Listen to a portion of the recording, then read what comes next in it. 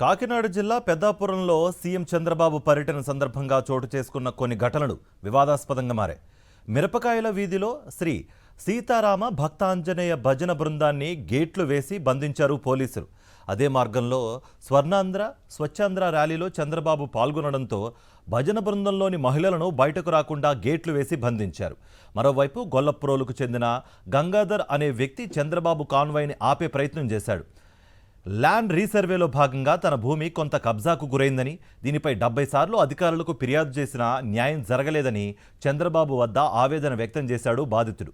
ఇంకోవైపు 2 ఏళ్ల నుంచి తమకు వేతనాలు రావడం లేదని సీఎం చంద్రబాబుకు చెప్పుకునేందుకు వెళ్లిన గెస్ట్ లెక్చరర్స్ను పోలీసులు అడ్డుకున్నారు. ఇంతవరకు మా ప్రాబ్లం అయితే సాల్వ్ అవ్వలేదు. ఈ రోజు ఇక్కడికి చంద్రబాబు నాయుడు గారు వస్తున్నారని తెలిసి మేము ఇక్కడికి రావడం జరిగింది.